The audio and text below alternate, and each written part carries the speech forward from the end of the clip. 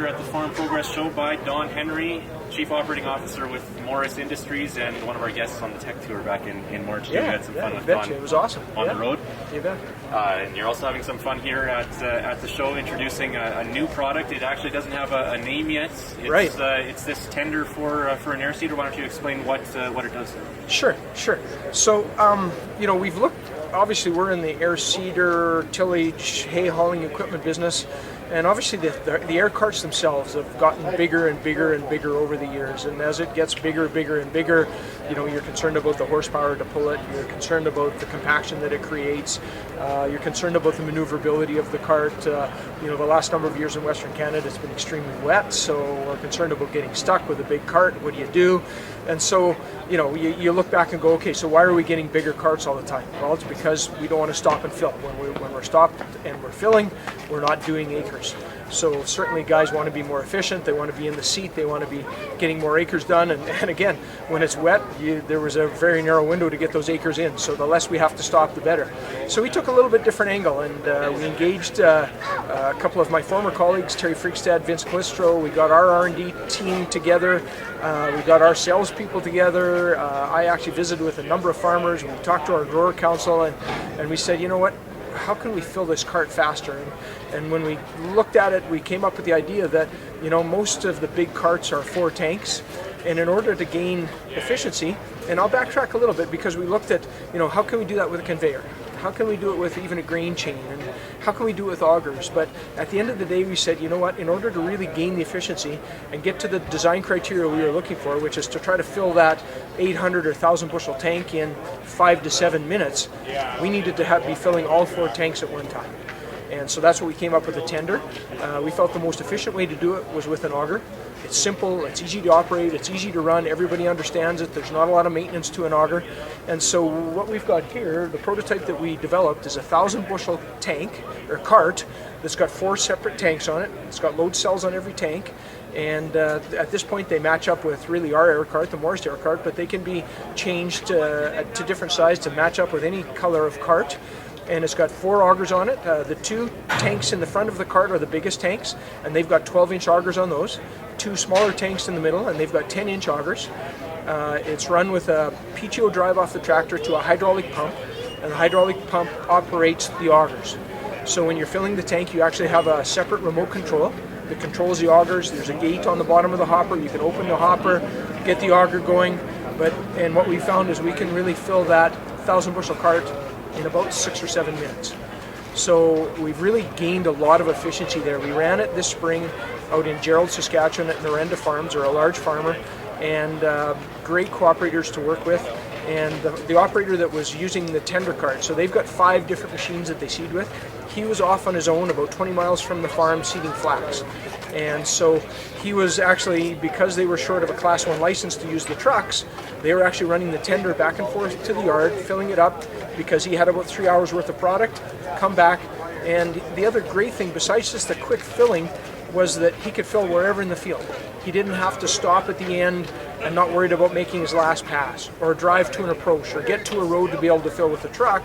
He could actually drive the tender out wherever he was empty, pull alongside, and he will say that from the time he pushed in the clutch to stop to when he was going again, 10 minutes. And so he felt that he was saving 2 hours a day in his operation in fill time. So we think that's real dollars, real acres, that we can get more efficient. And maybe you don't have to go to a 1,000 bushel cart, although we're introducing a 1,000 bushel cart. That's where the market is. We've got 800 bushel carts. Maybe you can get by with a smaller cart, or if you need that big one, want that big one as well, we can fill that. We can fill a smaller one, whatever. And we can do it whenever, wherever. We envision that you'll still use your trucks to go to the field. You'll have a small conveyor that'll fill the tender, but the tender will fill you wherever you need it to be filled. It's like a grain cart in the fall. That the grain cart takes it from the combine, takes it to the road to the truck. We're going the other direction. We're taking it from the truck out to the air cart now. The other side of this was, part of our design criteria was potentially this could be used as a grain cart. With our cooperators, it wouldn't match up in their operation. They've got 30,000 acres, they run 7 or 8 combines, they've got 2,000 bushel grain carts, so it's not going to work for them. But a guy in my mind that's got 4,000 to 8,000 acres, and he's got 1 grain cart and 2 combines, you know, this 1,000 bushel cart will work just fine. You know, we can change where the augers are situated. We can go out to match up to other carts, or we can put them in to the middle so that you can fill your truck that way, or you can fill a grain bag hopper, and that all can be done with the same cart. So we think it's got a multi-season use, which helps spread the dollars out as far as the capital cost of the unit. But we really think you can gain efficiency in the field in the spring with the tender. And as you mentioned, we don't have a name for it yet.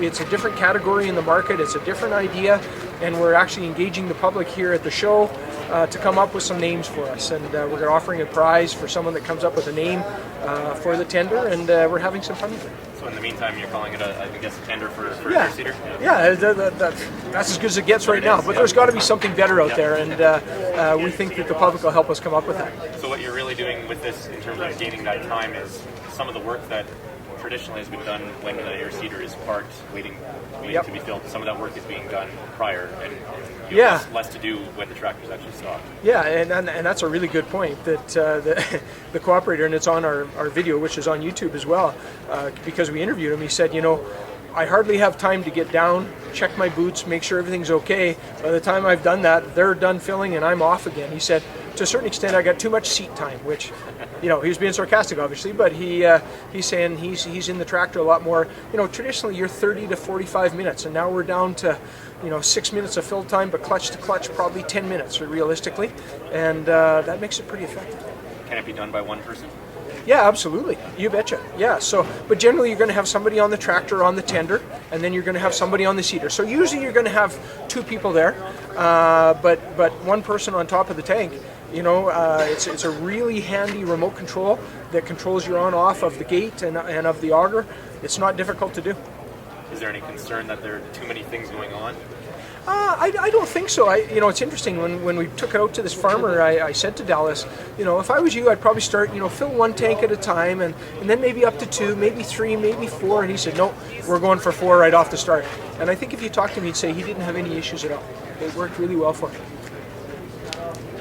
There's also the compaction issue, I guess. You mentioned how you don't have to drive the trucks to the air seeder, right, or don't have to drive the air seeder to the end of the field. You could have less traffic on. Absolutely. So this cart is a 1,000 bushel tank, and it's obviously got 2 separate axles, and it's got 900 tires on it. So from a pounds per square inch standpoint, it carries it very well, rides really well in the field. I've used it at harvest time.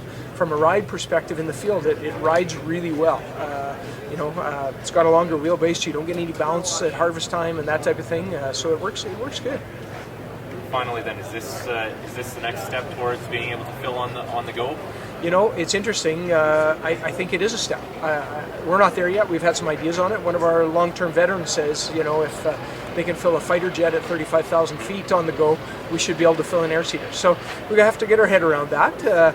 Right now, with the distance between the drill and the tank on a tow behind or a tow between, you got a tractor on a tender of some kind. How do you fit that in? Have to get our head around that. But even what we have today can be automated further than what we're doing, and that'll be some development down the road. All right. Well, we look forward to that, and thanks for your time, Don. Thank you.